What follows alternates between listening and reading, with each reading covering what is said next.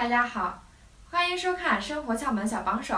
馒头，北方的朋友都很喜欢吃，但是我们在买馒头的时候，如果一次性买的太多了，吃不完剩下的话，很多人都会直接把它放在冰箱的冷藏室里面保存。其实这种保存方法是错误的。那么我们应该如何正确的保存馒头呢？下面赶紧跟着我的视频一起来看看吧。生活中很多人保存馒头都是直接把它放进冰箱的冷藏室里面保存。但是其实这种保存方法是错误的，这是因为冷藏室的温度不够低，而且平时我们在冰箱里放置的东西很多，而且比较杂，很容易产生异味儿。我们把馒头放在里面保存呢，反而会加速馒头变硬变质的速度，这样不仅会影响它的口感，而且还容易使馒头滋生细菌。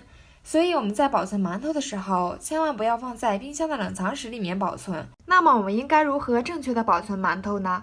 首先，我们准备保鲜膜，把馒头一个一个包裹起来。如果家里面有保鲜袋的话，也可以直接放在保鲜袋里面。用保鲜膜包裹好之后，我们把它们放在一个塑料袋里面，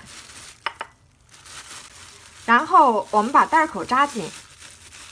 接着，我们把馒头放到冰箱的冷冻室里面保存，因为冰箱的冷冻室的温度一般都在-16度左右，温度比较低，会迅速的结冰，锁住馒头的水分，使馒头的水分不容易流失，而且在低温的环境下也不容易滋生细菌，会大大延长馒头的保质期。等下次我们在吃的时候，只需要提前15到30分钟把它拿出来就可以了。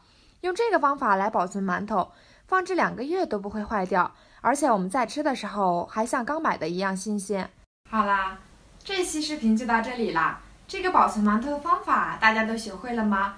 如果你想了解更多实用有趣的生活妙招，欢迎点赞加关注，我们下期视频再见。